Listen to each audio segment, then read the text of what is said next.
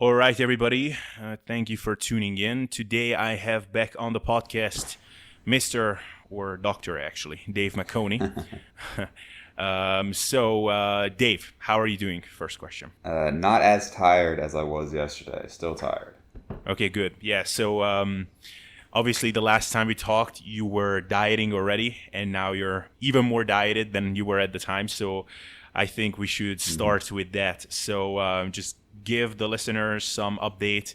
Where are you in terms of body comp? And yeah, just kind of big picture stuff, and we will dig in after that. Yeah, so I don't know if I was doing the carnivore diet when you and I last talked. So I experimented with that for about a month. And honestly, I mean, it sucked in the sense that I was hungry all the time because there's no fiber. It's not very filling. I basically eat like 8 ounces of meat 3 times a day, and that was it. So definitely unpleasant, but I was losing weight pretty well, and I was looking leaner like every couple of days. And it was interesting because when I went from just like meat and vegetables for the most part to just meat, and I was eating a little bit more, I actually gained weight at first. For whatever reason, that first week on carnivore, I gained weight, but then it just kind of whooshed off, and I was losing well. And I probably underestimated how much of what I lost was actually just food bulk, because it was about a pound per week, I would say, but my calories weren't that low. And like looking back on it, I had a lot of days that were really just at maintenance. So I probably actually only lost maybe like 1.5 pounds during that time. So when I went off the carnivore diet, even though I was still in a large deficit, I was actually gaining weight, and that kind of set me back time-wise. So I kind of had this idea in my head of like, all right, I was down to 183.6. That was the lowest I hit. Let me just finish out with about 5 weeks of dieting. And then the next 2, I was just gaining weight, because I guess all the food bulk and everything coming back on. So that was definitely demotivating to see. And so you and I had talked about it, and I was kind of like, you know what, like at this point, I'm more or less mentally over the diet, because I'm not really dieting for anything. It's just to do it. And because of that, I was like, all right, I'm just going to do like a really intense final 2 weeks, and then that's going to be it. And, we have seen that my body is just incredibly stubborn when it comes to weight and how it adapts to dieting.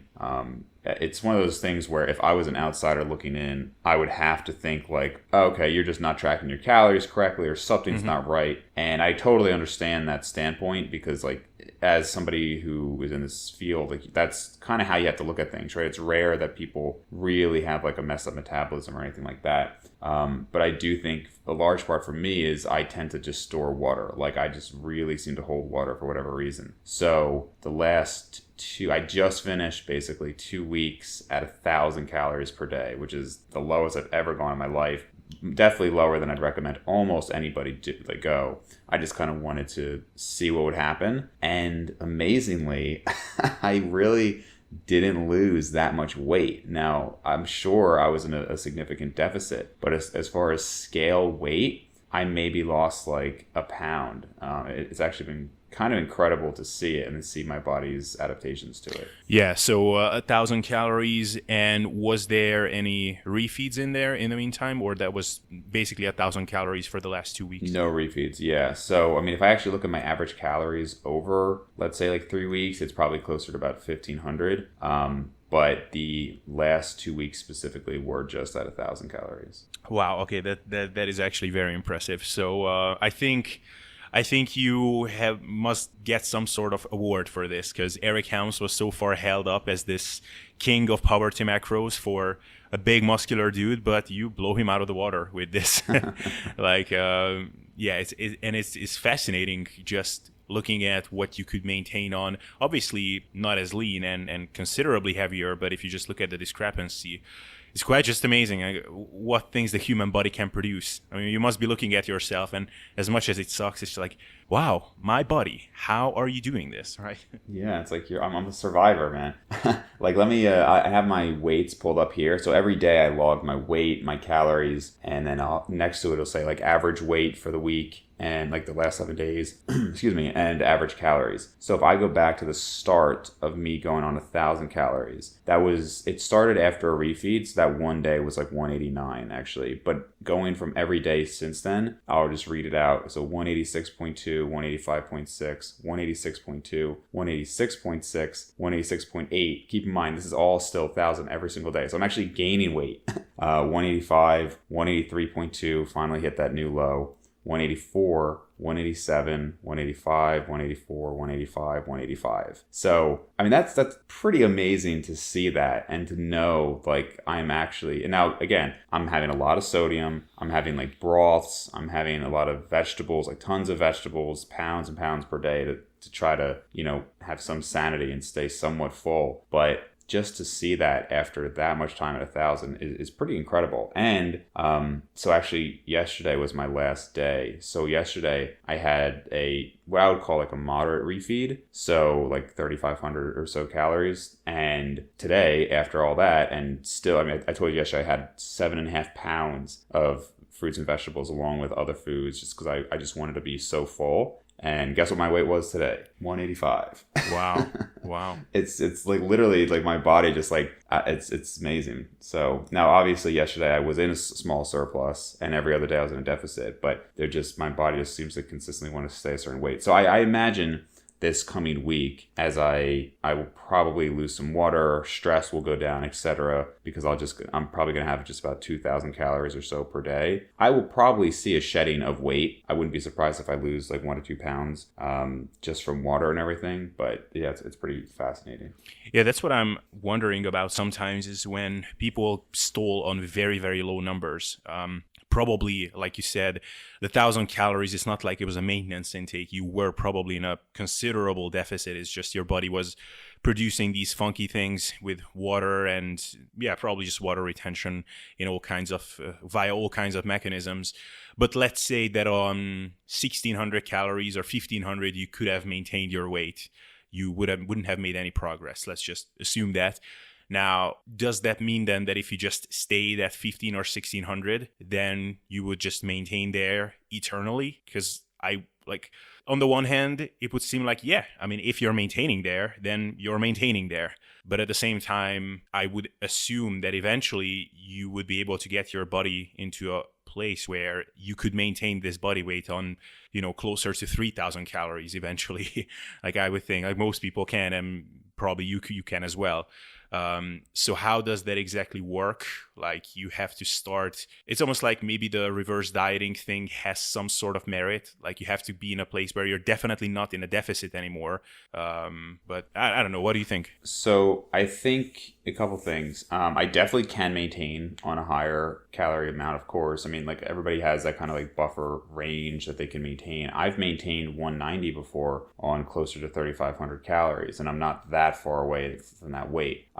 As far as the statement on, I could eventually maintain on 1,500, I'm not sure if that's accurate. I mean, certainly my body has adapted a lot. I've definitely, my metabolism is certainly significantly lower. I'm sure my NEAT is down quite a bit. I did just take a thyroid test and those results should be in a couple of days. So I'll post about that. My guess is it's going to be at least somewhat hypothyroid, but we'll see. But if you look at like that Minnesota starvation study, I think they had those guys on 1,500 and they were significantly smaller and they all got anorexically skinny. I think eventually even the 1,500 would show up as a deficit for me. It just, again, there would be that stress response and a retention of water weight and all of that.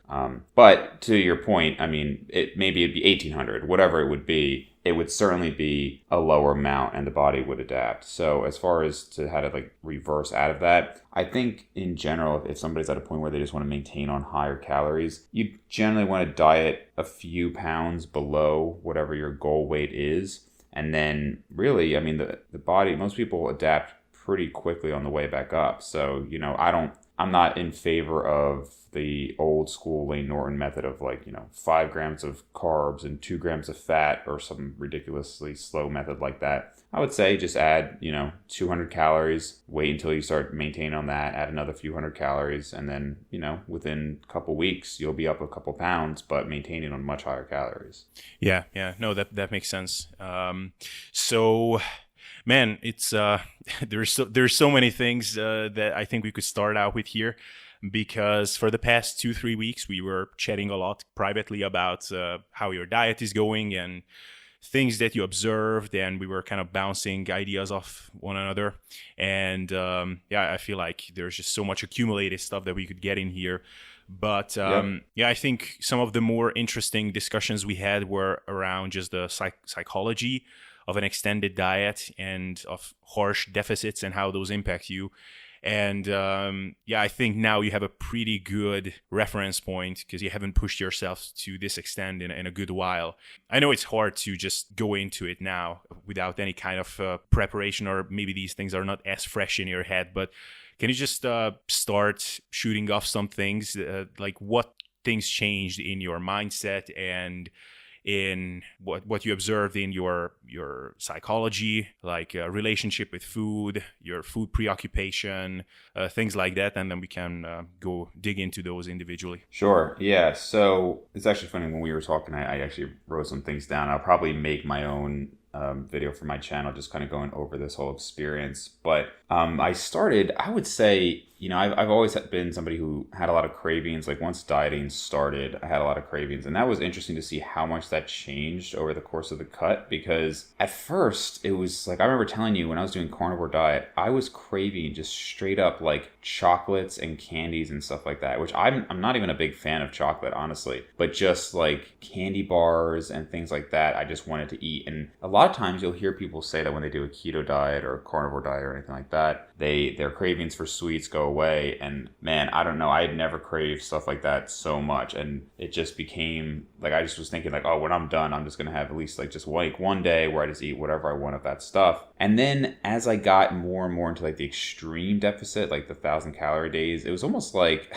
I just felt like broken. Like it was almost just like I was so numb to it. I still had the cravings, which definitely got worse at night, but like I don't know, like it was almost like I was just like shut down. Like it just wasn't, I still wanted to eat a lot, but it was more just like I wanted to just not be in this state anymore rather than craving like a particular food. And again, I mean, it's why I hopefully am pretty clear with people that this is something that I don't recommend doing. I just kind of want to experiment, wanted to see what would happen. But I really would say that for me, it's not something that I would almost ever have like a client do or anything like that. Because it definitely does mess with how you think about food, your relationship with food. It became to the point where I literally just felt like my life wasn't as enjoyable on like a day-to-day basis, which is not terribly uncommon for people, let's say, doing like a contest prep. But again, because I didn't have a specific goal of like, I'm stepping on stage or anything like that, it was kind of like every day I'd almost have to reconvince myself that like, okay, it's not in my psychology to quit when I have a goal, so I'm just going to keep pushing. And I think this is something I said to you, it no longer felt like it was worth it other than to accomplish the goal. So like just ever since I was a kid, it's kind of been reinforced to me that like I'm somebody who like pushes through things. I hit my goal. If I set a goal, it's going to happen. And that was really the only reason that I was still doing it at some point. It really wasn't the case that I like actually cared about the end result, which I think is largely due to the fact that I took it to such an extreme. I think if I was more moderate, like I had been most of the time, I would have said that it was worth it because, as you and I have discussed, this was one of the best cuts I've ever done. My strength retention was really good. Most of the time, like I was looking good. And because of doing it more moderately and I actually seeing the weight loss as I was going about it, it was like, okay, I can see that I'm a pound lighter. I can see I'm another pound lighter. When you're dieting to that extreme and so lethargic and fatigued and everything and not seeing the weight loss, it's just the worst of both worlds. And, I think in most cases, a lot of people would have just quit just because, and like logically so. It's just like, why am I still doing it, Yeah, I remember having that conversation where it was kind of one of your first moments where you started to seriously question whether it was still worth it to do it. And that's where we were talking about how a lot of people that are just outsiders would just look at you and say these things like, well, look, you're already pretty freaking lean. You're not a bodybuilder. You're not doing a professional photo shoot or something. Like you didn't set out some grandiose thing like, okay, I want to update my website and I want to take these professional pictures because that's going to be part of my branding. Or you're not getting ready for a competition. You're not having your whatever pool party of your life or whatever where you want to impress people. Like, why are you doing this? But sometimes it's just you get into this flow and you can look back at this crazy log of what you accomplished. I dropped this much weight, and man, I'm already on low calories, and at the moment I'm crushing it on these low calories. And yes, mentally and in every way, I'm getting fatigued by this, which probably means that for a long time after this, I'm not interested in dieting whatsoever. So while I'm already in this flow, why not just roll with it for a while and ride this wave for as long as I can, basically, like squeeze every ounce of progress out of this. And then after that, I can relax. And sometimes it's, someone might call this a sunk cost fallacy, but it's not really the right term because it's nothing fallacious about it. It's just, you already put in so much work, so you just want to continue with it. It's interesting how your mindset can change in that regard. But it was funny just talking to you, and some of the things that you said just felt so real. It was literally like hearing my own thoughts when you were contemplating if this is the right time to do this diet and get as lean as you're gonna get, because you're gonna go into this gaining phase and you're gonna be in a surplus for this and that many months. And after that, like 9 months from now, maybe you will go on this cruise and you would want to be lean for that. So maybe the timing is not quite right.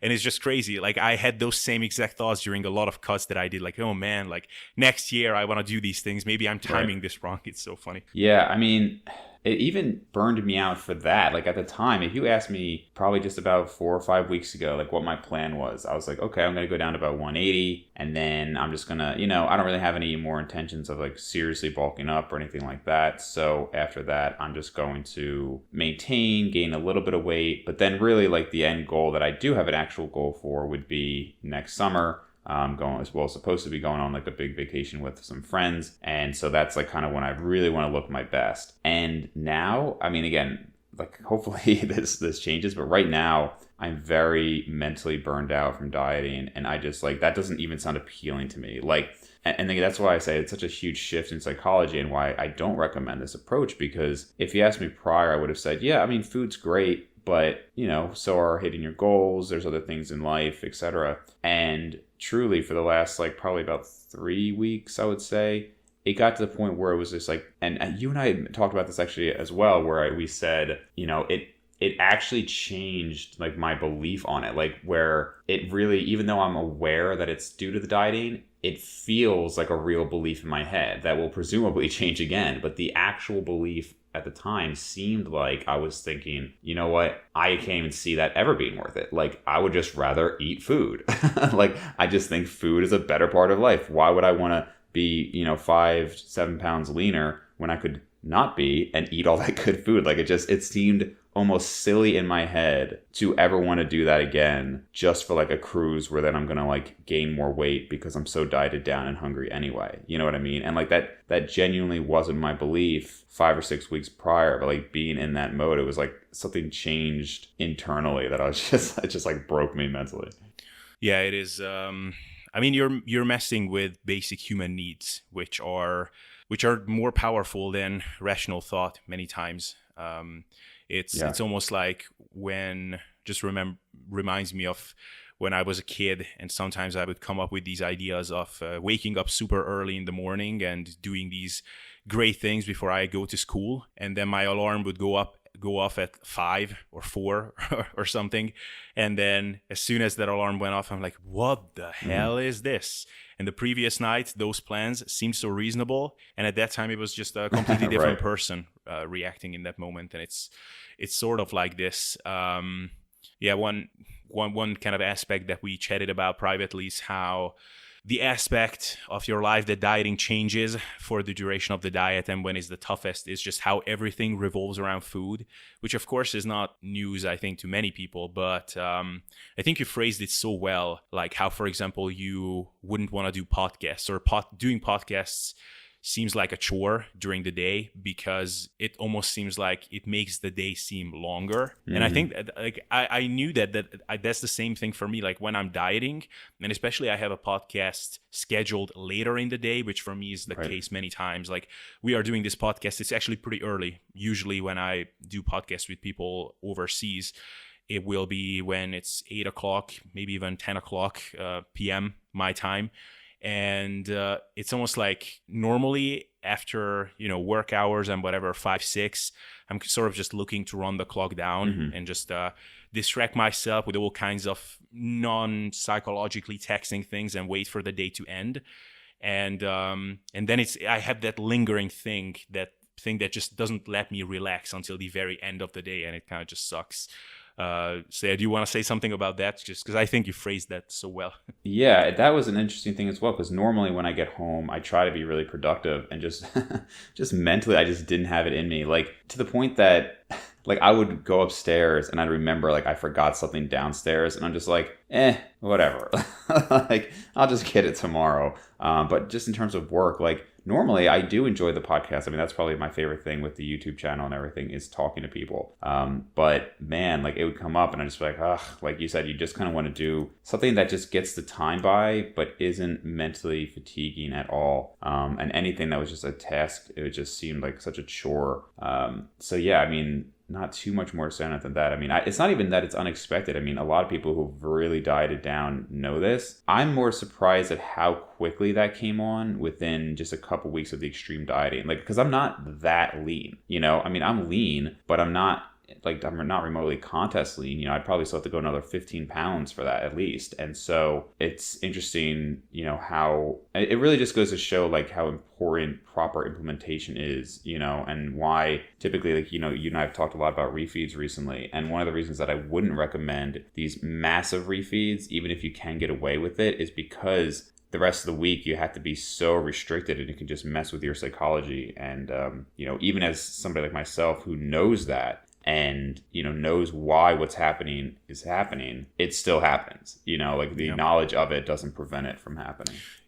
No, totally. And it's interesting because this kind of brings up the whole idea of calories and what calories you can diet on. And so what would you estimate your body fat percentage to be, roughly, just to give people an idea? So I don't really think I'm that lean. I mean, it depends. Like, certain pictures look quite lean. My skin fold measurements are quite low, but I still wouldn't say much below like beach lean, or like, 10% or so. Really, if I'm being as objective as I can, I'd say 10 to 12%. Again, it's hard to tell with how much water I tend to hold. That's always like a big thing for me. So I'll be super dieted down and I look flat, and then I'll have like a moderate refeed day, and all of a sudden like the vascularity comes out and I shed some water, and I could look like literally 2 to 3% lower body fat. So it's hard to say, but I would not say below 10%. Yeah. So it's tough to obviously compare experiences here because so I did that photo shoot diet about a year ago now. And at that time, I would say I started to become a little bit too preoccupied with food, and because I didn't have a good reference point, as in how much fat I would really have to lose, I sort of started to look forward to the end of the diet a little bit too soon, which I think kind of burnt me out prematurely, and it made the whole process a bit harder than it needed to be. But I would say I really started to approach kind of peak mental burnout around the 10% mark, looking back. And then basically I just cruised on that same level of lethargy and diet fatigue all the way until like 7% in zombie mode, essentially, right, where I just got into this crazy routine with my walking and waking time and bedtime and everything. I started living like one of these meme bodybuilders in contest prep, where it literally... my mindset was, you're going to get in the way of me getting lean and I'm going to crush you. Like, I was seriously just stupid by the end. But I would say I got pretty close to that state around the 10% mark. And at that time, my calories were very reasonable. Like, they never went below around 2,200 on average, and around the 10% mark, it was even higher than that. But if I'm just thinking back to my subjective experience, and if I'm listening to your experience and based on our kind of private chats about it and how you describe things, it's not that different. That's the crazy thing, like the way I felt was quite comparable. So it's not just about the absolute calorie number. Well, I think it's interesting because you and I have talked before about how if the calorie, like the actual calorie number matters or just the deficit. Because I remember one of the first times I ever talked to Alberto Nunez, I like almost called him out a little bit because I said, you guys will say that it's just as hard for you because you feel that same lethargy and you feel that same hunger. And I don't think that's true. I think it's still easier when you can diet on higher calories because you just have the ability to do so much more with those calories. So if he's dieting on 3,000 calories, yeah, you might be as hungry and you might be as tired, but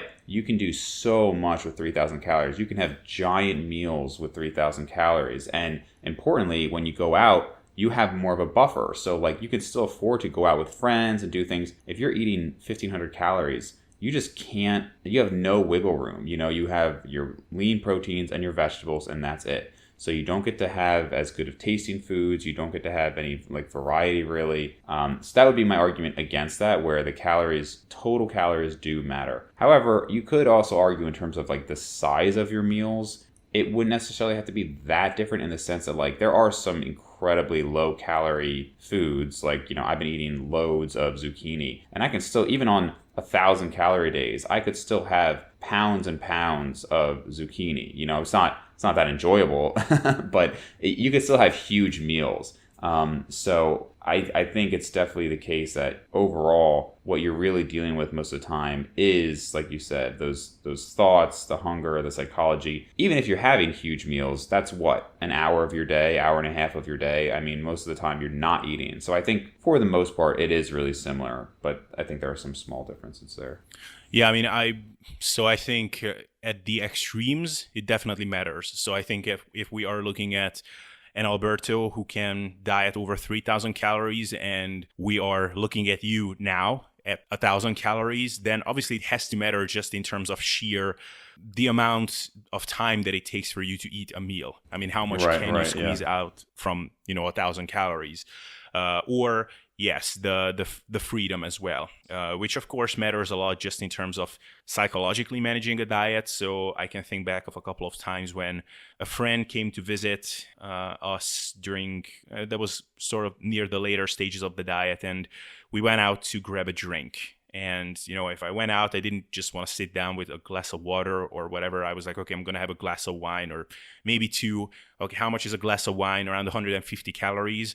Okay, from 2,200, I can subtract, 150 or 300 calories. If I was on 1,000, then what the fuck? I'm going to go down to 700, right? Yeah. So that does become a real issue. And then the other end of this, though, is, your hunger signaling and your fullness signaling is just so different when there is this large cumulative negative energy balance and you're very lean. Like, I put down, because sometimes I track these things down, I put down 7 kilos of food easily when I was finished with my diet. And I was at 2,800 calories back then. And after putting down just a crap ton of berries and veggies and everything, like it was fiber and food volume explosion. And it just felt like I'm just eating it, and the plate is getting emptier, and just empty frozen berry bags and packages are accumulating on the table, and I'm just not getting any fuller. That's how it felt like.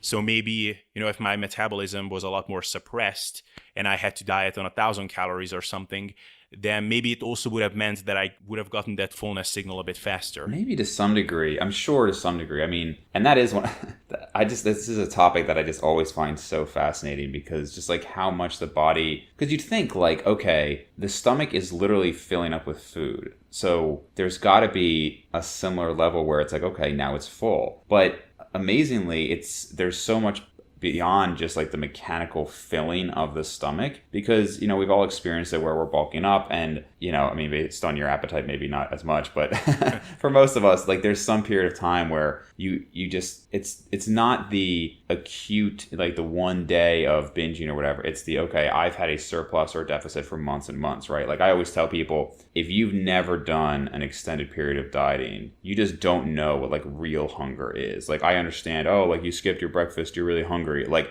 there's no way to replicate that of like months of dieting unless you've gone through that. It's just impossible. And so when you have that, you can eat so much. I mean, like I said, yesterday, I finally got to the point that I almost couldn't finish eating. And that was only 4,000 calories, but that was like total pounds of food yesterday. It was probably close to about 9 pounds of food. And just huge amounts of vegetables. I did like this really filling, like almost like fruit ice cream thing, just a ton of food. But like on the contrary, when I'm bulking up, there's times where like a small meal, I'm just kind of like, oh man, I'm just over this right now. And just the way your body signals that is kind of amazing. Yeah, and I think that's a point where we can touch on this idea of, what's naturally lean and who is not as naturally lean. And again, a lot of people just think of the calories.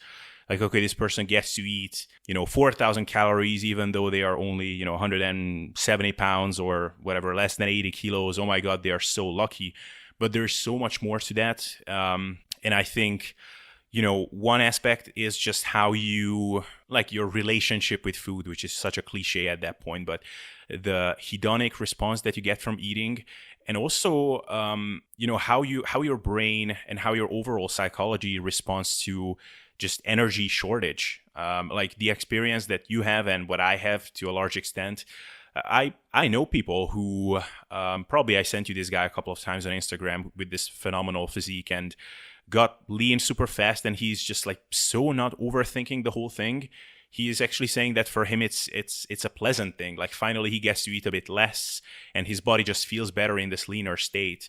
And for him, probably the whole idea of diet fatigue is just a foreign concept. Right. He's just doing his thing, and yeah, he's just kind of getting gradually leaner. And actually, I was listening to an Eric Helms podcast one time, and he said that during contest prep, the thing that gets to you is it's almost like a computer which has this software running in the background called contest prep that is consuming all the RAM. And I think that's such a great analogy, because I think how you perceive that determines how tough a diet is for you, and then also how easy it is for you to stay lean to a decent extent. So for me, yeah, physiologically, I could maintain, under 10% body fat year round. Even my calories wouldn't have to be that low, but just that added little bit of food focus all the time, just these little things, like probably, again, I would not schedule things later in the day because I would actually prefer to be home eating my meals and whatever. Right, yeah. Like just those things weigh you down and just make overall life less enjoyable. Whereas for someone else, it might be something that's completely foreign to them. They're just like, yeah, whatever, I'm just eating. Yeah, maybe I have to eat a little bit less, but it's no issue. So yeah, it's just so much more complex than just, calories and yeah, what your metabolic rate is and all of those things. Yeah, I mean, so it's funny, like you said, about wanting to eat at home. So that's something that when people have an eating disorder and they're getting evaluated, my understanding at least is that one of the questions they'll say in terms of like, obviously like you feel uncontrollable when you're eating and things like that. But one is that you tend to want to eat alone. And like for people who like binge eat, they want to eat alone.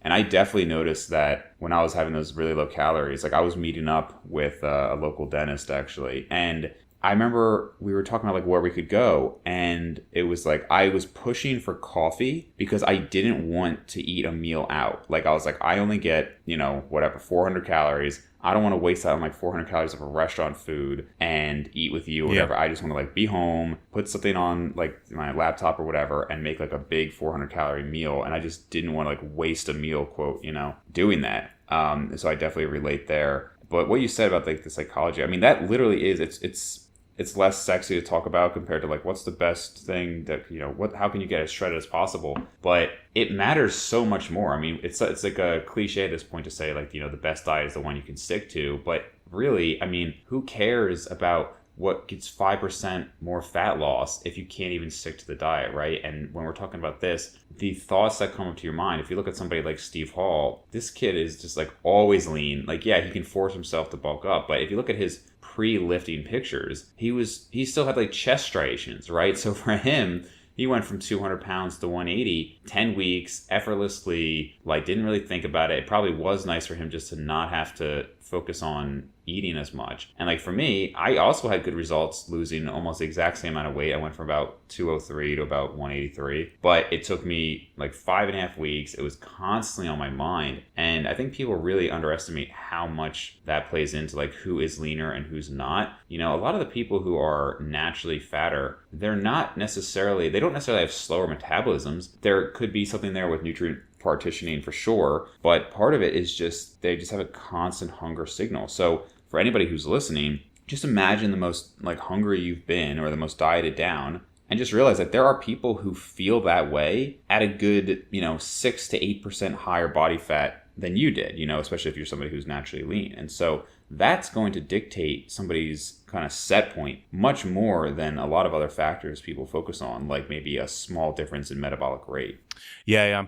It's Steve Hall is a good example because if you scroll through his Instagram, you will just not find any pictures where he's not very lean, and you will also not find periods when he just disappears, never posts a picture for extended periods because maybe that's when he gets a bit fluffier and he waits until he cuts down again. Discounting this past 2-year period when he was purposefully pushing his body weight up, and even then he didn't get like fat or anything. He just wasn't as lean as he was before. Right. But the most extreme example, and old listeners of my podcast will have heard this story a couple of times, but I met this guy in my home country back a few years ago. He was this fellow YouTuber, and he was the most naturally lean person you will ever meet. So basically, his version of eating like an asshole, like how do we define eating like an asshole? It's like you're being reckless. You're eating in a way where you just don't care momentarily about your long-term goals. You're just eating based on how your acute feelings dictate your eating behavior, right? So his version of eating like an asshole was just spontaneously starving himself. Like he would tell me that, I would be doing stuff on the computer all day and I would be just too lazy to go to the kitchen, and I would finish the day at 1100 calories. Right. And then he would feel guilty that he's not eating enough to fuel his muscle growth or whatever. And it's like, man, like that's never ever fucking gonna happen. in my case, like for most of us, eating like an asshole is, you don't care. You eat like 5,000 calories or something, or 4,000 or 3,000 when you should be eating 2,500.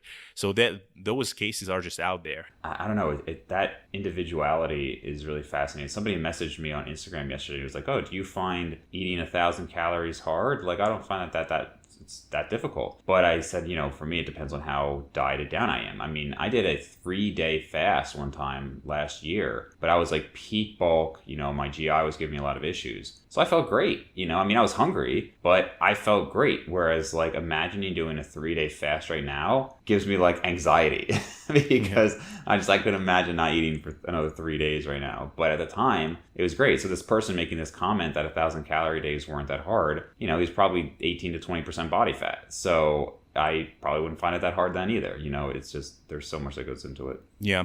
So I wanted to talk a little bit about your carnivore diet experiment because you had some interesting remarks about your hunger levels, and I did 2 months or so of carnivore 2 years ago, and that's kind of documented on my YouTube channel. And I said certain things there, which now I can look back and would want to give my updated thoughts on that. So I would be interested, what is your overall experience now with this short experiment? So I found this interesting. Some people say carnivore makes it easy to eat lower calories. Some people say it's harder. I think when you actually look at carnivore diet, it's kind of like an intermediate in terms of calorie level. So what I mean by that is if you compare it to how people normally eat, then almost everybody is going to eat less with carnivore. And that's also going to depend on what they stick to, right? If you're just like, well, I'm just going to eat steak, well then you're probably going to eat lower calories than if you said, okay, I'm going to eat steak and chicken wings and sausages. Like the more variety, and this is just among everybody,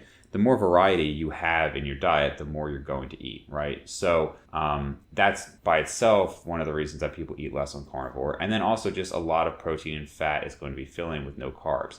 So if you compare it to, again, the standard diet, you're going to eat a lot less. I did find it significantly harder, though, as far as compared to dieting nutrition, because you couldn't have loads of vegetables, you couldn't have loads of fruit, things that will typically fill you up. So maybe if I'm just eating like a lot of vegetables and all these things like that, I would maybe naturally eat 2,000 calories. Whereas I was eating whatever I wanted, junk food, etc., I might naturally eat 4,000. With carnivore, I would say my natural probably would have been like 2,700. Because when I did actually have my first week of carnivore was kind of just ad lib. And that was, I think, averaged right around 2,700. So definitely it's going to factor into like how much you can actually eat based on the composition. Yeah, I would agree with you completely. And it's pretty much my exact experience in that I think a carnivore diet, just purely from a fat loss kind of perspective, and then let's not even get into, whatever the evidence or lack of evidence behind harmful health impacts or the lack thereof. So let's not even get into that, because that's a whole separate podcast. And Right.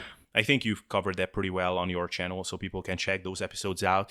But I think from a fat loss perspective, I think most people will eat less if they were on kind of the standard Western diet before, just because it's a much blender diet. And the food variety is considerably less. And yeah, sure, protein and fat is pretty filling. Of course, you're also eliminating a whole bunch of calorie-dense stuff, so that's kind of a no-brainer. But in terms of getting very, very lean, I think just because of the lack of fiber, the lack of food volume, it is certainly not the most filling diet. And also at that point, probably the way the composition of your diet will have to change. I mean, if you want to adhere to a pretty low-calorie diet eating carnivore, then you will go towards leaner meats, and a high protein, pretty much zero carb, low fat diet is a pretty surefire way of feeling like death, I think, for many people. And that's definitely what I experienced, is that when I was sort of just eating enough to maintain maybe a tiny deficit, then I felt actually pretty good. But when I was trying to push a deficit, then I quickly got to the point where, man, even like I felt like basically at 7% body fat otherwise. Like even just getting up from the couch was a chore. So I think it's easy to end up in that state. And I think, so it's interesting because I'm thinking a lot over why people gravitate towards it and what made me stick with it for 2 months. Because honestly, I can look back and really say that I didn't feel very good eating carnivore. Eventually, I adapted to it, of course, but really that just meant that I didn't feel as bad as I did in the beginning. But when I went back to eating strawberries and things like that, I mean, it literally felt like a dose of antidepressants. Really? Wow. Yeah, I mean, honestly, it was quite crazy. So maybe my whatever individual physiology is such that a carb-based diet just works better. And on low carb diets in general, I didn't have really good success in the past either. But I think part of it was just it's so gratifying from a bodily feeling perspective, because your stomach is always flat. You don't have these huge fluctuations in bloating and everything. Of course, initially you have that big drop in gut content, and you don't have that thing where you wake up in the morning and, yeah, I'm dieting hard and whatever, but I look like shit because I'm flat and also bloated and my water retention is doing all kinds of funky things. You just have this flat stomach and it basically stays like that. And it's very gratifying from that perspective. So I think for me, that was a big part for why I stuck with it for a long time.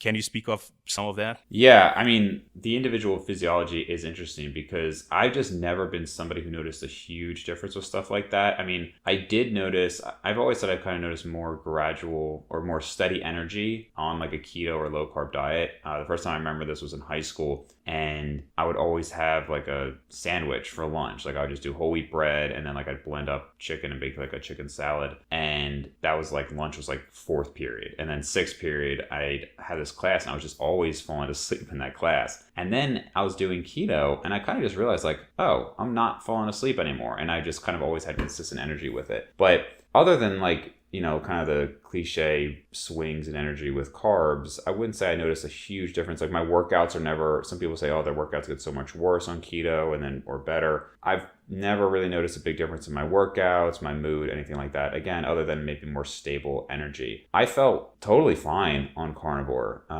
If I was doing it again, I would experiment with just kind of like maintenance calories. But as people might know, like my blood work was horrible on it as far as like cholesterol goes. But, excuse me. But yeah, I think for me, I felt fine. But I did, of course, like that I was not really bloated. My GI felt great. I don't know if it was just like the lack of fiber or whatever, but I seemed to adapt to it very well. It's a shame that my blood work was so bad because I really wouldn't even feel comfortable staying on it long term. I know people could argue against that and say your body will adapt. I know people who've been on carnivore diet for a long time though, and their blood work is still pretty terrible. Or other people would say that the blood work doesn't matter that much. It's how you feel, etc. Again, I personally wouldn't feel comfortable doing it that long or recommending it to anybody, but I definitely agree it was nice to have like such a flat stomach and just kind of everything be so consistent. Yeah, actually, I should clarify a couple of things. So first of all, when I was doing carnivore, it was always some sort of a fat loss type goal in there. So I was always kind of in a deficit when I was doing that. So maybe my experience would have been different in the long term if I tried out for maintenance, which honestly, I think, let's assume that there are no adverse health effects from the lack of fiber and all of those things.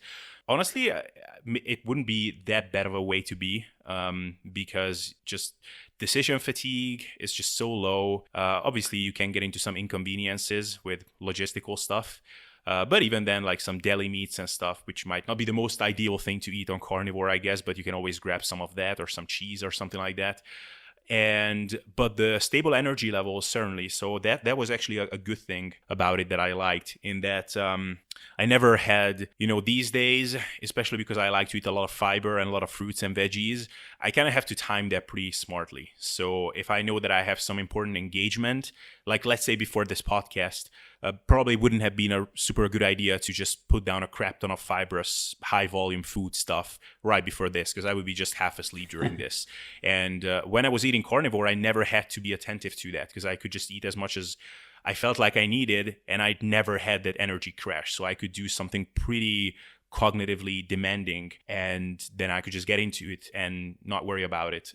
Also, I found that at night, for example, I didn't have to be, even during dieting, I didn't have to be that meticulous with how I'm timing my last meal. So it wasn't really an issue if it was quite far away from bedtime. So I could go to bed at midnight and I could have my last meal at 6 p.m. And it wasn't that huge of a difference compared to having it at 9 p.m. or something. So I didn't have that issue of, I'm going to go to bed on an empty stomach. On a carb-based diet, I would definitely not have my last meal at 6 p.m. if I'm going to bed at midnight. So that was a nice benefit. That said, one thing I did miss on it is kind of that nice, serotoninergic effect of the carbs near bedtime, which can help you sleep during a diet. So that thing I did miss. One thing, I don't know if you have any thoughts on this, but sort of, this has been a long-held hypothesis of mine about the high protein, super high protein diets that a lot of people are advocating for these days. Like keeping protein super high during bulking, for example, and noticing less fat gain. I'm super curious if some of what they are seeing there is kind of what we are experiencing with the carnivore diet in terms of the flatter stomach and things like that. First of all, do you have any thoughts on that, or should I just quickly launch into my hypothesis? You can go ahead and give yours. And I do have thoughts on it, but go ahead. Yeah, so I think that, I think at this point we have just so much research on protein that pretty much anything over 1.8 grams per kilo or 0.8 grams per pound, pretty much like, I don't really think that we need any more studies to show that really that's where the benefits cap out. Sure, you can go up to a gram per pound to make it simpler, or whatever, 2 grams per kilo to make it simpler for us that measure things in kilograms. But, that's where the benefits end pretty much. Mechanistically, it doesn't make that much sense to me why you would like gain more muscle or anything like that. If anything, carbs and fats are going to be a better energy source. But then the less fat gain, that could make some sense because protein is quite inefficient if you want to convert it into fat, because there is like multiple intermediary steps that you have to take. But then I think the biggest thing that people notice there is, first of all, I think protein in terms of energy density is kind of a nice intermediate thing between like the more energy dense things, like more starchy stuff or fatty stuff, and then the lowest calorie stuff like fruits and veggies. So I think for bulking, that's sort of a convenient food source. Like even if I'm thinking of the tastier protein sources that I have, like some dairy products, they may be, 150 calories for 20 grams of protein or something like that. And then also the digestibility. So I think when someone is trying to bulk while eating a ton of fibrous stuff, then they will just feel watery and bloated all the time, which will make them feel subjectively fatter. And then if they go for like very energy dense stuff, especially for more fatty stuff, then I think it's easy to overdo calories really quickly. So like you might just go into an excessive energy surplus unintentionally, or maybe there's some of that hardcore bodybuilding stuff, like hitting that energy surplus might feel a little bit too easy. So maybe it's just a placebo thing. So I think protein sources provide that nice kind of intermediate between the two, and that they feel less bloated, and that's nice. They're not overdoing calories that well. in terms of palatability, it's also kind of in between the more like hyper palatable stuff and then the very like not super palatable stuff like veggies. That's my thoughts, but I don't know if you have any ideas on that. Yeah, I mean, I think so. Something people should probably consider is that when you're talking to bodybuilders, like, yes, like we might be in the evidence-based community, but the average bodybuilder is generally not like a super scientific person. They're usually just kind of going on their feel. They notice something and they think this is totally how it is, and they don't tend to think about like, well, should I question this hypothesis or what I'm noticing? So something that I've even like actually talked to Dante Trudell about, so people know I guess I'm a fan of Dante. I mean, I like Dante. He has great posts, but, he's the creator of DC Training. But something I've said is like, I never notice any benefit from going above 1 gram per pound of protein. I did it for years. When I was like 160 pounds, I was eating closer to 320 grams of protein. I did 2 grams per pound for years and years. And I and many, many other people talk about how when they cut their protein back, they didn't notice any problem. I think Jose Antonio has paper out saying how if they look at the research, up to 1 gram per pound is beneficial. Maybe some slight benefits to up to 1.5 grams per pound. But one of the things that, again, this is why I would always kind of like debate Dante on this stuff, is he'd say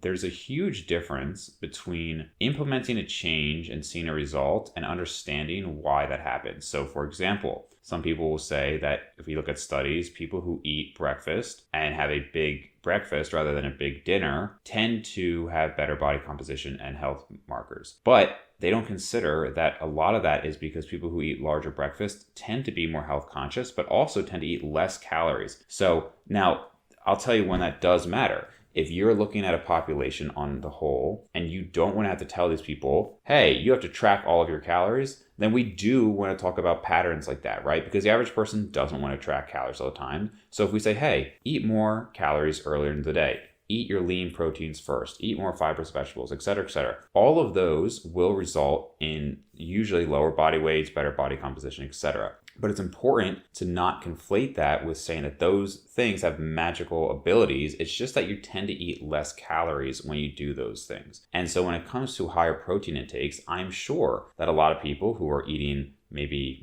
3/4 gram per pound of body weight or something like that of protein, and they bump it up to these huge amounts of protein, they might notice that they have flatter stomachs. They might notice that they have a leaner bulk, etc. But it's like, yeah, because you're holding less water, you're holding less bloat, and you're not eating as much. So it's great that you're seeing that, but that doesn't mean that the 2 grams per pound of protein is having any magical benefit. And that's something that, unfortunately, it's hard to get across to bodybuilders because they just go by the results they're seeing. And that's fine, but I think they're often misinterpreting why they're seeing those results. Yeah, that's well said. So, another thing I quickly wanted to cover with you is obviously you're getting to the end of your diet, or are you finished now, or do you have some more self-torturing to do still? So I'm basically taking this next week as like a final diet break. I figured like, okay, when I was hitting that low on Carnivore of 183.6, I said like 5 weeks. The next like 2 were basically, like I said, I ended up just gaining weight. So I figured I'll just stick to what I said with the 5 weeks. So this I'm doing basically 4 days at more or less maintenance,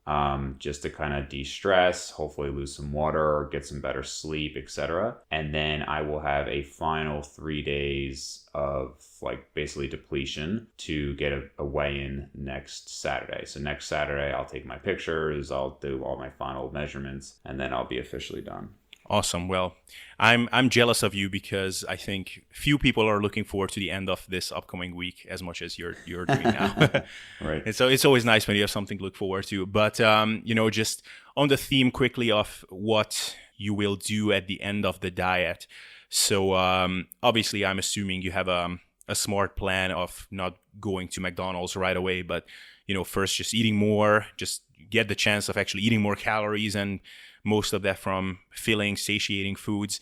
But one thing that we kind of chatted about on just in private chats is this idea of doing this kind of refeed, like cyclical kind of calorie cycling type protocol once you're well fed. So basically when you're not dieting. And to me, that idea actually is pretty intriguing because I think one reason why a lot of people fail these lean bulks and they get too fat and they end up with this unfortunate chronic dieting thing is because it is truly a process with no end in sight. I mean, even a diet can seem endlessly long, and that is why these diet breaks and things like that can be beneficial for some people. But during a lean bulk, I mean, especially if you're someone who really likes to eat a lot and you like to enjoy some junk foods here and there, I mean, if you truly want to do a lean bulk and not get too fat, then you have to really temper yourself with, junk foods and even some more energy dense stuff for the most part, especially if you don't have a really high energy expenditure. So what are your thoughts in general of, maybe having 2-3 like really high days, maybe, like, let's say you're maintaining on 3,000 or that's your lean bulking calorie amount, and then having maybe, 2 days or 3 days at 5,000, and then having 3-4 days at a lower calorie number to balance those out. Like, what are your thoughts for the long term about that? Yeah, so that's something that, as we mentioned, I will be experimenting with. I think it's not that uncommon. I mean, a lot of people are familiar with carb cycling.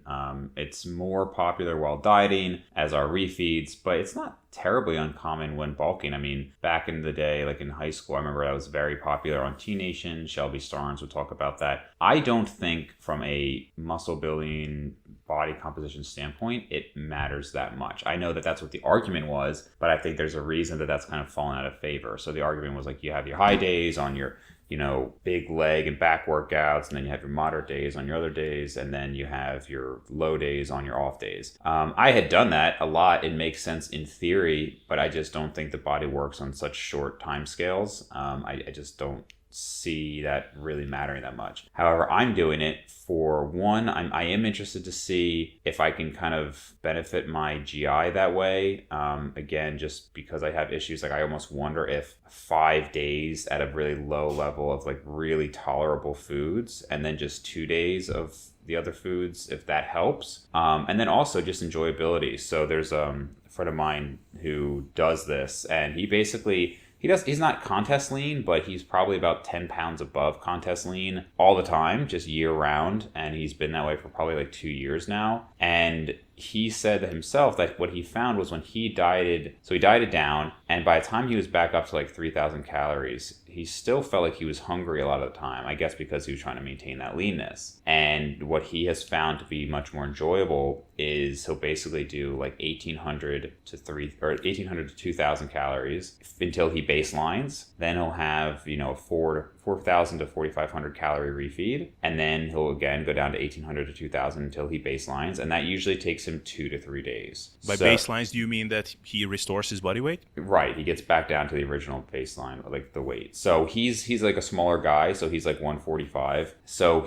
let's say he does like a 4,500 calorie day, he'll go up to like 148, and then by the time he gets back down to 145, he'll have another refeed, and he just kind of maintains like that. And again, he's been lifting for a very long time, so he's kind of at the point where he's just doing it to maintain, and he looks good. So for me, he has said that that's much more enjoyable, because while he is getting hungrier on those low days, there's always something to kind of look forward to, and then he can kind of eat what he wants, rather than just kind of always being hungry eating 2,800 or 3,000. So I've said to him, and he agrees, that this is not something that I would recommend for somebody who has like an issue with food, any binge eating behavior or anything like that, because I think you can get into an unhealthy pattern there. But he and I are both pretty good with that. So for me, it's like, okay, basically most of the days of the week I'm, busy, I'm working, whatever, but maybe Saturdays and Wednesday nights, for instance, those would be my days that I'm going to allow more food. And that might be kind of similar, 2,000 calories on low days, and then maybe, could be 5,000 calories on the other days, or maybe around there. That for me would still average close to around 3,000 calories, which I can, usually pretty easily maintain on. It allows me to kind of build up some hunger and then have the enjoyment when those days come around. But they're frequent enough where it's not like, oh my God, this is like my chance to binge and eat everything. It's just like, okay, if I'm going to go out and be social, or if I'm going to have a movie night or whatever, that's a good time to do it. So that's the plan moving forward for the time being. And do you think that if someone is intent on doing like the quote unquote optimal lean bulk, where, okay, it's a very small surplus to just eat enough to supply that extra bit of energy for the for muscle growth, but not so much that it spills over to fat gain. So they're trying to micromanage it.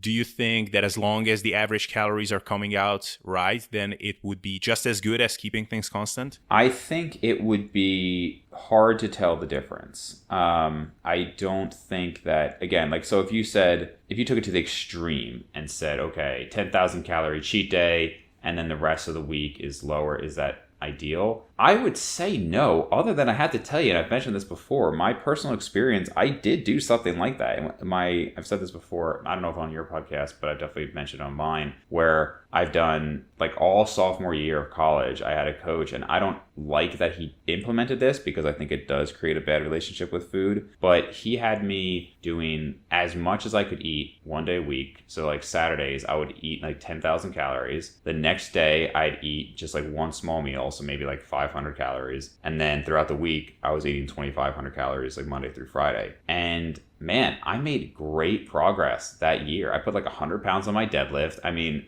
so like logically you'd think like, oh, you're just going to gain so much fat on that one day, and then you're going to not have optimal nutrition the other days. And it's one of those things where like that statement makes sense and has face validity. It wasn't my personal experience. Now, I still wouldn't recommend people do it, but certainly if we're talking about this much more manageable and moderate method of where it's just, 2 days a week, higher calories, 5 days a week, maybe slightly lower than maintenance or something like that, I don't really believe that you'd see any worse effects. And again, as we were saying in our message on Instagram, I think you could even make an argument the other way around. If you believe that the nutrient timing matters that much, you could make an argument that you'll put those 2 higher calorie days on your most important workout days and, really sensitize the muscle and flush in all those nutrients, et cetera, et cetera. Now, I don't really think that matters that much either, but you could make that argument. Yeah, and I think especially if you're doing it in the way that your friend is doing it. So let's say you do 2 low calorie days, 1 high, then, the 1 low day after the high day, probably it's not really a low day from a internal perspective because there's a carryover from that previous high day. And then maybe on the second low day, you're dipping back into an energy deficit, but then again, over the weeks, the cumulative positive energy balance is there. So in that case, especially, I think it could work fine. And yeah, honestly, I think, if someone asked me about this, maybe even a couple of months ago or a year ago, I would have said like, no, just, build up that healthy relationship with food where you get into a routine, you're eating similarly every day, but then just thinking about how big of an issue long-term weight maintenance, or not weight maintenance, but maintaining a healthy body composition is for people, I think pretty much whatever method allows them to do it in a way where they can also enjoy themselves and it's not interfering with their life quality and doesn't get them into an unhealthy kind of mindset around food, then I think it's good. Like, why not? So I may actually experiment with some of this myself and report back. One thing I should have mentioned is the super high protein days. So I do that, like eating like 400 or 500 grams of protein a day when I'm training a stubborn muscle group, because I think those need the extra recovery. Just kidding.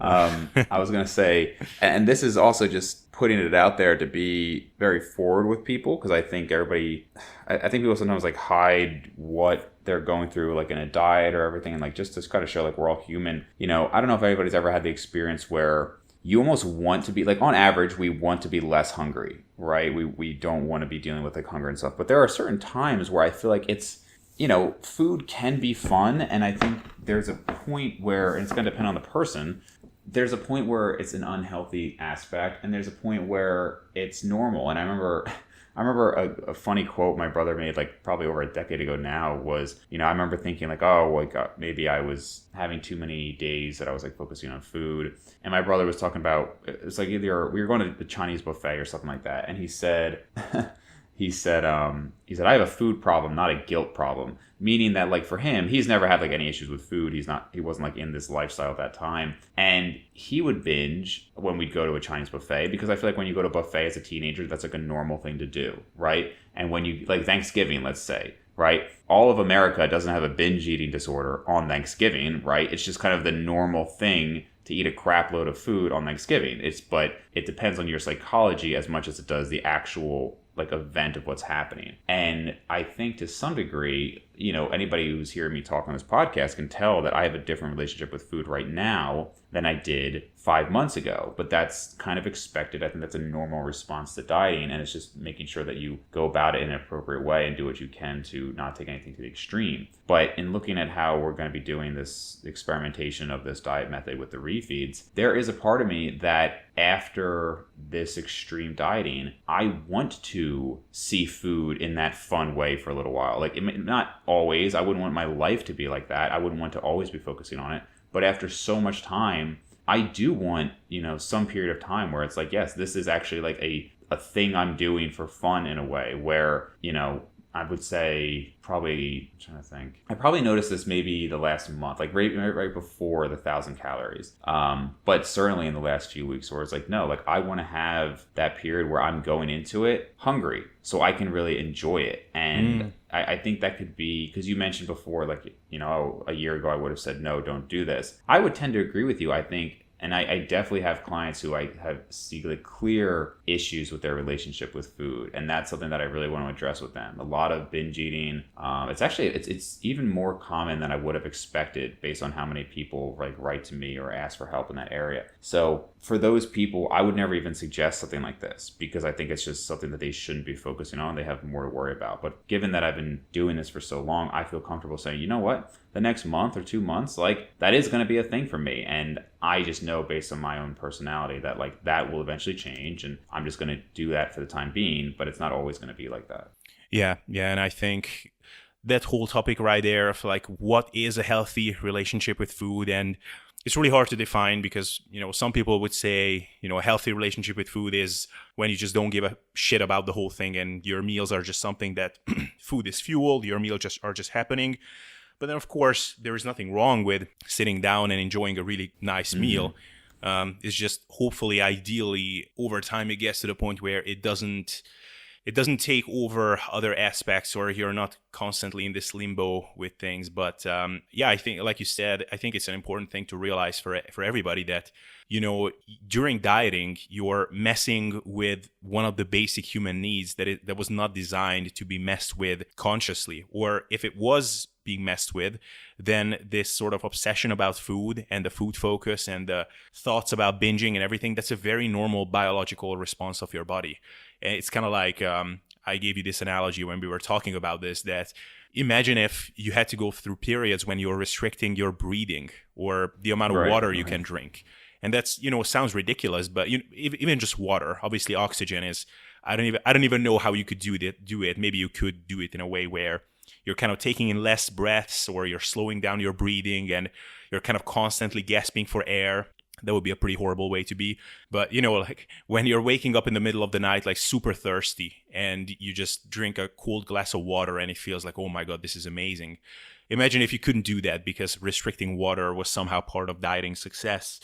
I think what happened was because I had mentioned that to you, I think I said, it's interesting this happens with food, whereas it doesn't happen with water. But then you and I both had kind of said like, maybe that's just because like we never, in the same way that I said before, if you've never really like gotten contest lean or gotten like an extended period of time dieting, you can't relate. Maybe that is why we say that with water, like, most people just drink when they need to drink water, right? And so that is probably true. If you had to go months on like 2 cups of water, it's like you could survive, but like you probably would get to the point where you're just like, oh my God, I'm never going to do this like again. Like I'm just going to drink gallons of water every day the rest of my life. And then once, after a week of that, you're probably like, okay, I'm just going to drink like a normal human being. But, but even that would be different if you knew that, okay, if I'm drinking gallons of water, I can only do it to a limited extent because then I will have to restrict again. Because if I take it too far, then there will be these consequences and I will have to drink less water again. So then that would be different again. So with food, we always have that thing where, okay, you don't have to diet forever, but then be careful what you're doing after the diet, because if you overdo it, you will have to diet again eventually. Right. Yeah. So it's very hard to reach that nice kind of homeostasis when you are not restricting and you're also not overdoing things, but you also don't have the urge to overdo things. And I think that's why these kind of rules of thumb that are being thrown out, like, 4 times as much time bulking as cutting at minimum.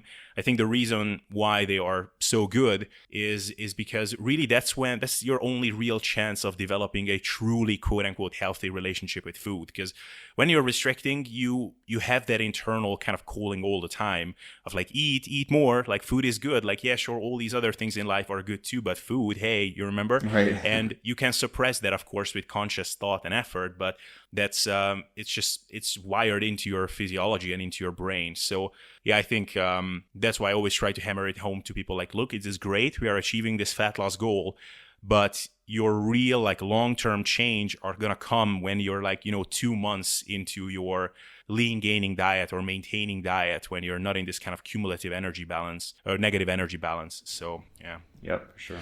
All right, so I think that was a nice way to end this. So yeah, Dave, it was cool chatting with you after a month, or actually more, about a month or so. So yeah, congrats on your diet. I think you gave some encouragement for a lot of people that might be struggling with the diet, because the amount of weird stuff that you had to push through is quite impressive.